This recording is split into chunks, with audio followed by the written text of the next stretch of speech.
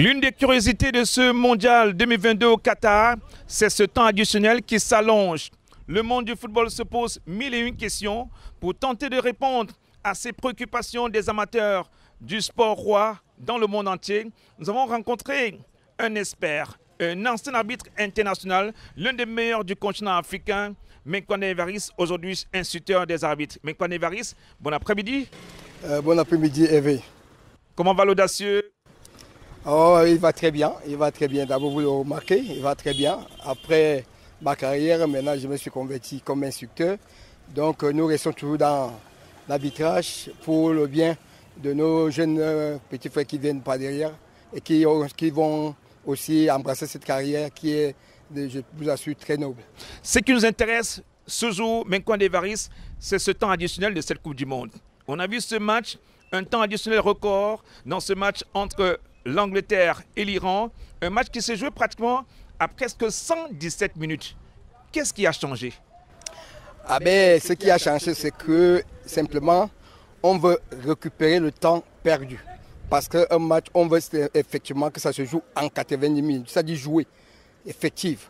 Donc là, nous allons récupérer, la commission a décidé de récupérer le temps que durent les remplacements, le temps que peut durer les blessures, le temps que peut durer le check-in du VAR et aussi le temps que peut durer aussi la célébration du but. Donc tout ceci, c'est ça qui allonge maintenant, vous voyez que nous avons plus de temps additionnel qui va au-delà de ce que nous avons eu en avant.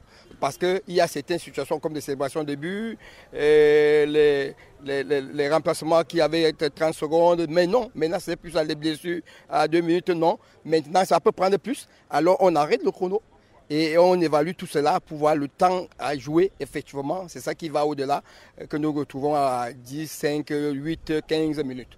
Voilà. En d'autres termes, un match ne s'éternise pas. Il n'y a pas de temps additionnel, du temps additionnel. Ah non, mais il peut en avoir. La première fois qu'on a vu ça tout à l'heure, on a vu ça tout à l'heure avec le match de l'Argentine contre, je crois, l'Arabie Saoudite. Vous voyez, nous avons eu des temps additionnels, mais il y a eu un cas de blessure. Il restait peut-être 4 minutes. Il y a eu un cas déjà, le temps additionnel était montré 8 minutes, mais on avait déjà joué au moins 4 minutes. Et là, maintenant, il y a eu des blessures qui sont le temps de pouvoir amener le joueur et l'évacuer ou le soigner a pris plus de 4 minutes. Et nous avons encore effectivement joué ces 4 à 5 minutes-là. Donc vous voyez que le temps additionnel qui était marqué à 8 minutes, on est allé au-delà de 13-14 minutes. Donc on doit s'attendre à cela.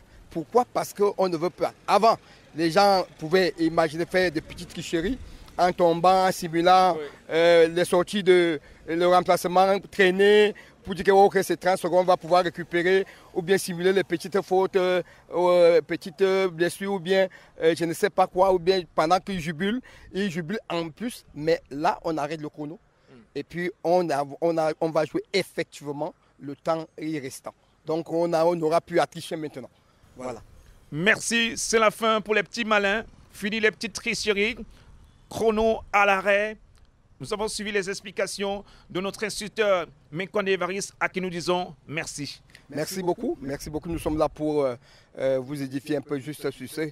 Peut-être que d'autres personnes tardent de comprendre, mais je pense qu'avec ça, les gens sont en train de comprendre.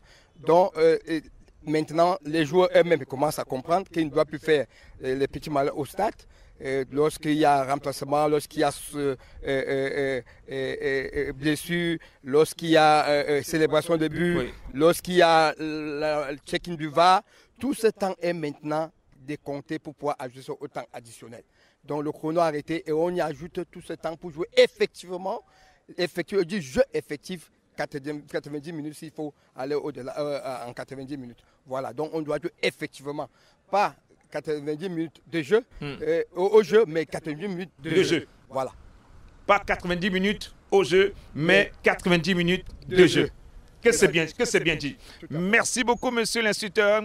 Avec vos explications, nos audio téléspectateurs ont bien compris pourquoi ce temps additionnel est davantage rallongé et ce temps additionnel s'éternise.